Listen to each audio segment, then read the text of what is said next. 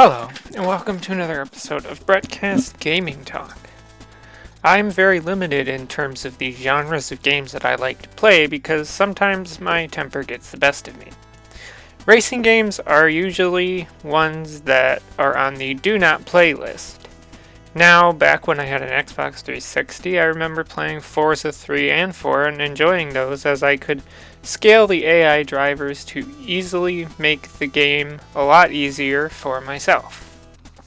I never really got that into the Need for Speed games because I liked simulation racing games and not arcade racing games, but back when I got into PC gaming and first started using EA Origin, I remember getting the 2012 Need for Speed Most Wanted game for free, but I never bothered to play it then. Recently, I've been wanting to find a racing game I could enjoy, so I thought I would give this game a chance, and here is what I think of it. Fans of the Need for Speed games seem to hate this game because it has Most Wanted in the title, and it doesn't have anything to do with the 2005 Need for Speed Most Wanted game. It took me a while to get used to the physics of the cars in this game. I feel like maybe driving would be a tad bit easier with a controller, but I don't have one. Sometimes when I drive, it feels like that if I lightly touch left or right, suddenly I'm just smashing into walls and all sorts of things. Sometimes it feels like my car is like a magnet and is destined to hit other cars when I'm driving at high speeds. Like, as much as I try to go around them, it's just like you're just gonna smack them no matter what you do. There are some cars, like the Ariel Atom V8, they're just nearly impossible for me to drive. The cops in this game are some of the most stupid and infuriating things to deal with. I understand that their purpose is to stop me, but there is a point that they go from fun to irritating. There's moments where I may crash while being chased, and then there's like 4 cop cars that are just gonna full speed slam right into my car after I've already crashed. It's really stupid and not necessary. What I really find annoying is that I could be in a race with one or more opponents and then a chase will initiate, and it seems like the cops are solely going after me and never the other racers, and it feels that way more in the Most Wanted races. If the Most Wanted person is in the first place, the cops always seem to ignore them and only go after me, and that's really not fair.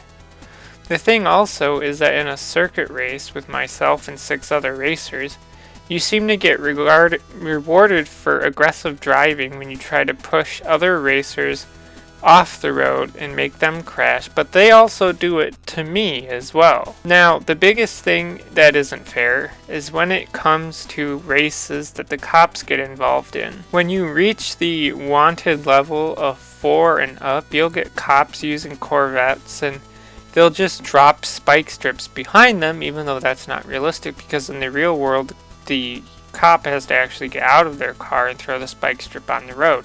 But that doesn't matter.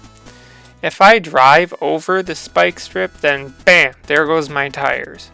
If an AI driver goes over the spike strip, not a single thing will happen to them, and that really isn't fair.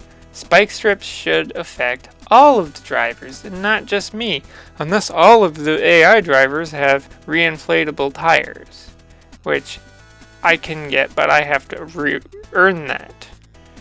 Now, I only have the base version of Need for Speed Most Wanted 2012.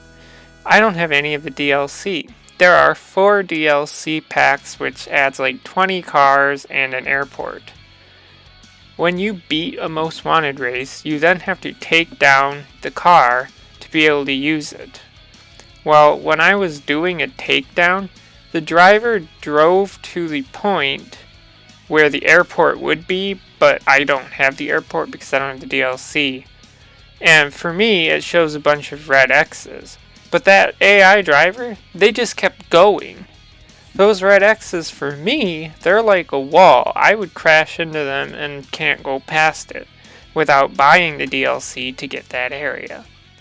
Now, when it comes to the DLC cars, I don't understand why they appear in the world when I don't own the DLC. Oh, wait. Okay. I understand why. So you'll buy the DLC. But I just think it's kind of not necessary to have them in the world when I can't drive them. It's kind of that one thing that EA does with their games is to have a lot of DLC with things locked behind paywalls, but they'll still put those things in the game. The complete DLC pack for this game is $30.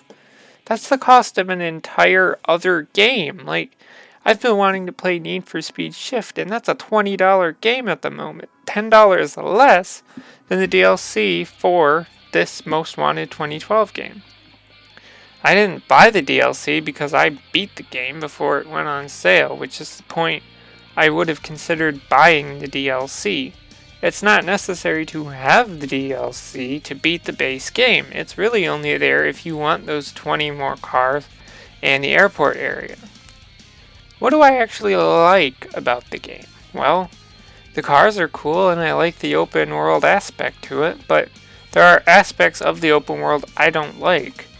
Sure, it's fun to have miles of road to just drive around on if you don't feel like doing a race at the time, and to see what kind of chases you could initiate and how high you can get the wanted level during a chase and how long it takes to lose the cops. What I don't like about the open world has to do with the jack spots where you can change cars, where they're located. Beating the most wanted races really depends on the kind of car you're using, and that doesn't mean that you have to change any part of the car. Like you can change your tires, body, chassis, whatever. Those things help, but you can beat the most wanted races with an entirely stock car. But what I find annoying is that, say I lose a most wanted race, and I decide I want to change cars. Well, what I have to do is I can go to, if it's one that I already have, right? A car that I already have used. I go to the menu, go to the change car list, select the car I want, and then the game will take me to the location of the car that I picked and will put me in that car. Then I have to drive all the way back to where that most wanted race is to be able to try it again. And by the way, if you're in a chase and trying to go to any kind of race spot to start a race, you have to evade the cops first because that race spot will not appear while you're being chased, and that's something I find really annoying. So, is this game any good because I've done more complaining about it than actually talking about things I like? No. It's not a good game, but it's not a bad game either.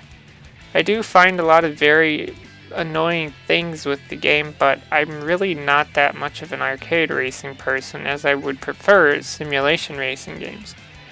I would say the worst aspect of this is the DLC stuff. And the fact that, I got, maybe it's the fact that I got the game for free, but normally this game is $20 and the complete DLC pack is $30. You do the math there.